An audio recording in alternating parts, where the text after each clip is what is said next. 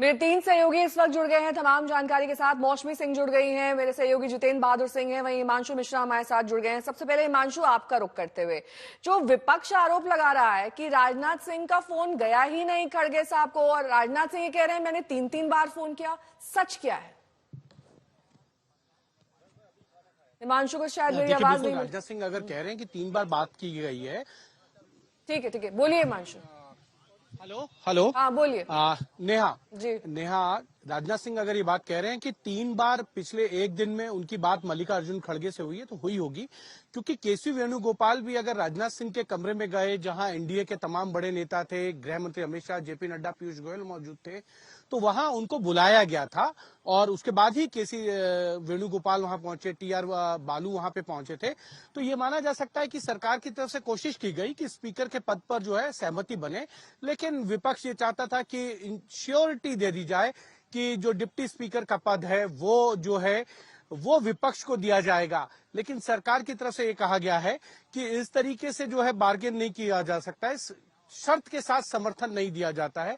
आप शर्त मत लगाइए, क्योंकि स्पीकर का पद जो है गरिमा का पद है, ये किसी पार्टी या किसी सत्ता पक्ष या विपक्ष का नहीं है, ये सदन के स्पीकर होते हैं, डिप्टी स्पीकर और स्पीकर का पद। तो ऐसे में आप सशर्त मत समर्थन की बात कीजिए। उसके बाद ही जो है मुझे लगता है मामला बिगड़ गया, क्योंकि राहुल गांधी ने पहले आकर ये कहा कि मल्लिकार्जुन खड़गे से राजनाथ सिंह ने बात की थी, उन्होंने कहा था कि आप स्पीकर पद पर अपना उम्मीदवार मत उतारिए, जबकि सरकार की तरफ से जो स्पीकर पद के उम्मीदवार हैं उनका समर्थन कीजिए।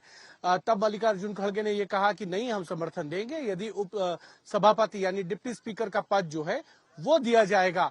तो ऐसे में अगर सहमति नहीं बन पाई डिप्टी स्पीकर को लेकर, उसके बाद मामला गड़बड़ा गया और ये मामला गड़बड़ाया है 11:35 पे। आप देखिए, केसी वेणुगोपाल और टीआर बालू मिलकर निकलते हैं, उसके बाद के वेणुगोपाल जो है केसी वेणुगोपाल के साथ जाकर जो तमाम अपोजिशन पार्टीज के इंडिया ब्लॉक के नेता हैं वो जाके के सुरेश का नॉमिनेशन भरवाते हैं और 3 सेट का नॉमिनेशन पेपर भरा जाता है। यानी कि विपक्ष पहले से तैयारी में था कि सरकार के साथ अगर सहमति नहीं बनती है तो उनकी तरफ से जो है अपोजिशन का स्पीकर पद का उम्मीदवार कौन होगा ये तय कर रखा था। जो के सुरेश है वो 8 बार के सांसद हैं, वरिष्ठ सांसद हैं, भले ही 2 बार वो जो है चुनाव हारे हो अपनी लाइफ में, लेकिन 8 बार वो सांसद रहे हैं। और के सुरेश अगर उम्मीदवार हैं, भारतीय जनता पार्टी इस बात को भली भांति जानती है कि नंबर विपक्ष के पास नहीं, और विपक्ष भी इस बात को जानता है, लेकिन विपक्ष इस बात को लेकर दिखाना चाहता है कि विपक्ष इस बार किसी भी इस तरीके के माहौल में सरकार के साथ नहीं खड़ा नजर आएगा। मैं लौटूंगी आपके पास, मौसमी के पास भी चलेंगे, लेकिन इससे ये साफ हो रहा है कि स्पीकर पद का चुनाव होगा और कल होगा। दोनों तरफ से उम्मीदवारों ने ताल ठोक दी है। कल सुबह 11 बजे वोटिंग होगी और कुछ ही देर में नतीजे भी आ जाएंगे। लेकिन वोटिंग और नतीजों से पहले इंडिया और एनडीए के सांसद क्या कुछ कह रहे हैं, सुनिए कि आखिर चुनाव की नौबत क्यों आई है।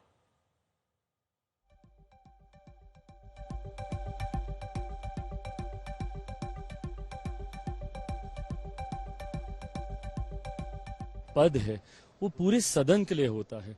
ऐसे में आज़ादी के बाद मुझे तो नहीं याद कि इस तरीके के पद को लेकर चुनाव हो, पर जिस तरीके से विपक्ष की इस बार भूमिका रही है और शर्तों के साथ जिस तरीके से विपक्ष सामने आया है कि आप डिप्टी स्पीकर के पद पर सहमति कीजिए, जबकि हम सब लोग उसके लिए चर्चा के लिए तैयार थे, पर उसके बावजूद शर्त रखना, उस पर अड़ना और इस तरीके से अपनी भूमिका को निभाना मुझे नहीं लगता कि उचित है। बहरहाल जीत सुनिश्चित है, अगर चुनाव ऐसा होता भी है, उसमें कहीं कोई शंका की बात नहीं है। अगर प्रधानमंत्री मोदी जी का बुलडोजर वाला एटीट्यूड नहीं बदलता तो हमें भी अपनी तरीके से संघर्ष करना पड़ेगा।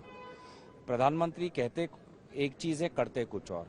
कल कहा था सहमति का, और आज जो उप अध्यक्ष का पद है वो भी वो देने के लिए तैयार नहीं। तो अगर पहले जैसा ही अहंकार बरकरार रहेगा तो हमारा भी लोकतंत्र को बचाने का और सदन की गरिमा को बचाने का संघर्ष बरकरार रहेगा। और इसीलिए हमने अपनी तरफ से के सुरेश जी उनको आगे हमने स्पीकर का पद को लेकर के आज तक चुनाव नहीं हुआ, और स्पीकर किसी एक पार्टी का नहीं होता है। स्पीकर पूरा सदन का संचालन करने के लिए एक सर्वसम्मति से बनाया जाता है। कांग्रेस पार्टी ने अगर स्पीकर पद को चुनौती देने के लिए नामांकन पत्र बढ़ाया है, तो ये अफसोस की बात है, क्योंकि आज तक स्पीकर पद को लेकर के चुनाव नहीं हुआ है। और जब बात किया, कांग्रेस के नेता आए थे और माननीय राजनाथ सिंह जी, माननीय गृह मंत्री अमित शाह जी और एनडीए के सारे लीडर्स, हम लोग सब थे वहाँ। कांग्रेस के नेता ने आकर के कंडीशन लगाया कि अब डिप्टी स्पीकर पोस्ट देने से तब हम स्पीकर को समर्थन करेंगे। तो ये जो आदान प्रदान करके ये पद ये पार्टी ले लो, वो पद ये पार्टी, ऐसा स्पीकर और डिप्टी स्पीकर को नहीं कर सकते। और स्पीकर का चुनाव अलग प्रक्रिया है, डिप्टी स्पीकर का बाद में अलग से होते हैं, तो उसको जोड़ना भी ठीक नहीं है। इसलिए हम मानते हैं कि कांग्रेस ने अगर नामांकन भराया है तो दुख की बात है, क्योंकि स्पीकर पद को लेकर के आज तक चुनाव नहीं हुआ है और एक कंसेंसस के माध्यम से ही स्पीकर का नियुक्त होता है। एक मिनट मौसमी, सवाल मेरा ये कि अगर सर्वसम्मति से फैसला हो गया था, ओम बिरला के नाम पर मुहर लग गई थी, तो बात कहां पर बिगड़ गई? क्या सशर्त समर्थन दिया जा रहा था विपक्ष की ओर से, तभी के सुरेश को खड़ा किया गया, या फिर डेप्यूटी स्पीकर पद को लेकर कहीं ना कहीं दोनों में सहमति नहीं बन पाई?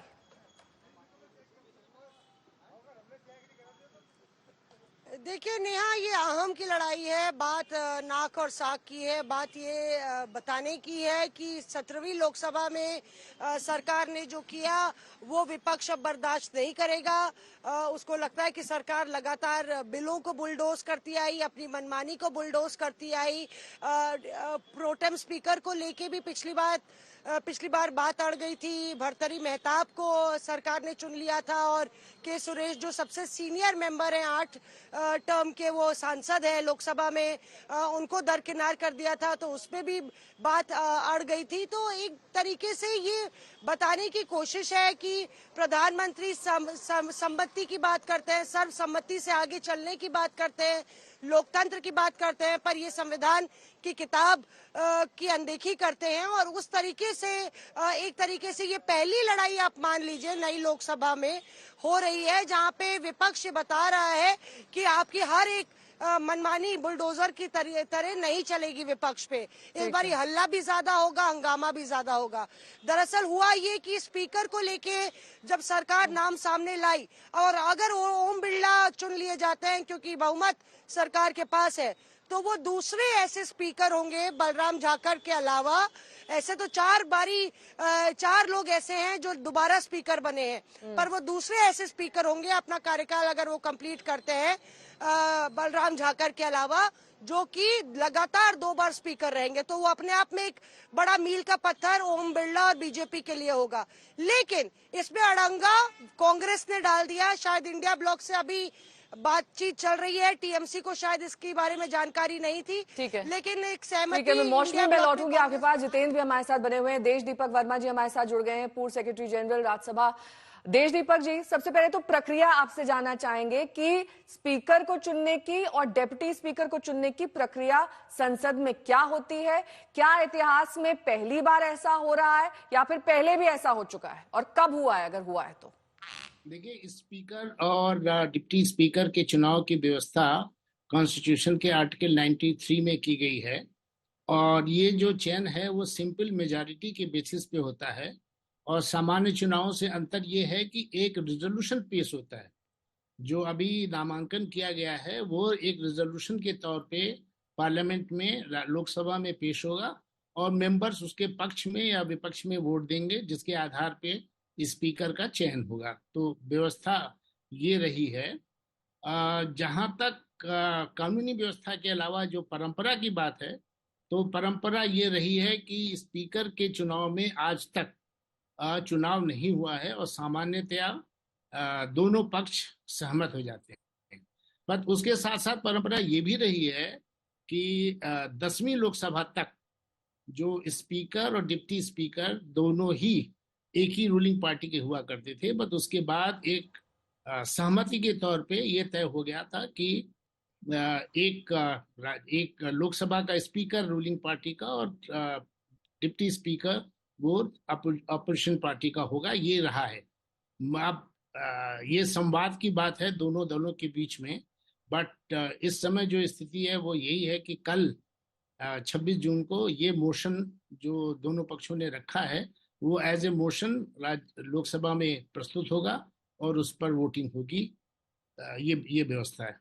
लेकिन देश दीपक वर्मा जी, नंबर्स तो एनडीए के ज्यादा हैं सदन में, ऐसे में पलड़ा तो ओम बिरला का ही भारी लग रहा है, क्योंकि जाहिर तौर पर उन्हीं को ज्यादा मत पड़ेंगे। ये तो स्वाभाविक बात है। हाँ नहीं, ये तो स्पष्ट है, मेरा ख्याल इसमें कोई संदेह की बात भी नहीं है। और मुझे तो ऐसा लगता है क्योंकि ये परंपरा करीबन सभी दल मानते रहे हैं, ठीक है, तो शायद कोई संवाद में समस्या रह गई होगी जिसकी वजह से ऐसा हो रहा है। इसी पर सवाल जितेंद्र बहादुर सिंह से ले लेते हैं और उन पर मैं लौटूंगी, लेकिन इस बीच तकरार क्योंकि जारी है, स्पीकर का चुनाव होकर ही रहेगा, ये तो अब निश्चित है। हालांकि अभी भी समय है, अगर देर रात तक या कल सुबह तक सहमति बन गई तो चुनाव होगा या नहीं होगा, ये देर रात तक मालूम चल जाएगा। डिंपल यादव और ललन सिंह क्या कुछ कह रहे हैं, सुनिए। इंडिया ब्लॉक ने भी स्पीकर पद के लिए अपना उम्मीदवार घोषित कर दिया है। नहीं तो ये अच्छी बात है, क्योंकि इस बार विपक्ष बहुत मजबूत है, तो अगर अपना स्पीकर चुना है तो अच्छी बात है। राजनाथ सिंह से जो बात चल रही है उसमें क्या हुआ था? रक्षा मंत्री जी ने उनसे ये वादा किया कि हम लोग सब लोग बैठेंगे, वहाँ गृह मंत्री जी भी थे, भारतीय जनता पार्टी के अध्यक्ष माननीय नड्डा साहब भी थे, सब लोगों की उपस्थिति में हम सब लोग वहाँ थे। हम सब लोगों के उपस्थिति में माननीय रक्षा मंत्री जी ने कहा कि जब उपाध्यक्ष का चुनाव होगा हम निश्चित तौर पर बात करके करेंगे। लोकतंत्र में आखिर होता क्या है, लोकतंत्र में बातचीत से रास्ता निकलता है, तो बातचीत करने की बात उन्होंने कही, जिसको उन्होंने स्वीकार नहीं किया। उनका कहना था कि अभी इसी समय आप इस शर्त को स्वीकार करिए, तो शर्तों के आधार पर लोकतंत्र नहीं चलता है। अब वो क्या करेंगे वो जाने। हम लोगों ने अपनी तरफ से श्री ओम बिरला जी का नामांकन दाखिल कर दिया और सर्वसम्मति से, और हम लोगों ने उनसे भी ये कहा था कि जो आज तक की परंपरा रही है कि लोकसभा के अध्यक्ष का चुनाव निर्विरोध होता है, हम लोग आपसे भी समर्थन मांग रहे हैं। वो इस शर्तों के साथ समर्थन देने के लिए तैयार थे, जिसको हम लोगों ने शर्त को स्वीकार नहीं किया। जितेंद्र बहादुर सिंह मेरे सहयोगी जुड़े हुए हैं तमाम जानकारी के साथ। जितेंद्र, जब सत्ता पक्ष सुनने के लिए तैयार था, बातचीत के लिए तैयार था, तो फिर आखिरी समय में अड़ंगा लगाने से क्या कोई मैसेजिंग देने की कोशिश थी? क्योंकि उन्हें भी मालूम है कि सत्ता पक्ष के नंबर्स हैं और जो उनका सुझाया उम्मीदवार होगा, कैंडिडेट होगा, वो जीत जाएगा। ऐसे में क्या अपना पॉइंट रखना चाहते थे यहाँ पर विपक्ष? देखिए, इंडिया गठबंधन को ये लग रहा है कि इस बार अगर वो अपने पॉइंट नहीं रखेंगे सरकार के सामने, तो उसको जो आने वाले जो और सत्र होंगे 18वीं लोकसभा के, उसमें उनको दिक्कत होने वाली है। इसी वजह से उनको ये लगता है कि इस बार अगर वो अपनी तमाम मुद्दों को लेकर के एक शक्ति प्रदर्शन करने की कोशिश करेंगे तो जिसका उनको फायदा होगा। और यही वजह है कि आप देखिए कि इंडिया गठबंधन ने पूरी पहले से ही तैयारी कर रखी थी। आपने देखा कि जैसे ही बातचीत राजनाथ सिंह के कमरे में वहां से निकल करके केसी वेणुगोपाल आते हैं, और वैसे ही उनकी तरफ से ये कहा जाता है कि हमारा कैंडिडेट भी चुनाव लड़ेगा, और उसके लिए उन्होंने बाकायदे 3 पेपर भी तैयार करके रखे हुए थे। तो तैयारी पूरी थी इंडिया गठबंधन की, और माना जा रहा है कि कल ही एक बैठक जो हुई थी इंडिया गठबंधन के नेताओं की, उसमें ये तमाम चीजों को लेकर के चर्चा कर ली गई थी, और ये कहा गया था कि अगर सरकार हमारी शर्तों को नहीं मानेगी तो हम उसके बाद अपना कैंडिडेट भी उतारेंगे। और पहले से ही नाम तय कर लिया गया था कि प्रोटेम स्पीकर अगर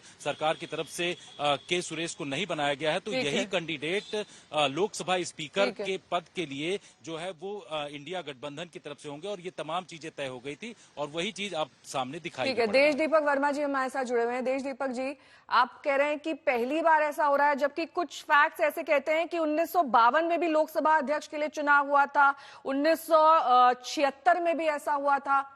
तब क्या हुआ था? क्या स्पीकर पद जिस तरीके से कल चयनित किया जाएगा वैसे ही चुना गया था, या फिर वो कोई एक्स्ट्राऑर्डिनरी सर्कमस्टांसेस थे? सर, आपका ऑडियो म्यूट पर है।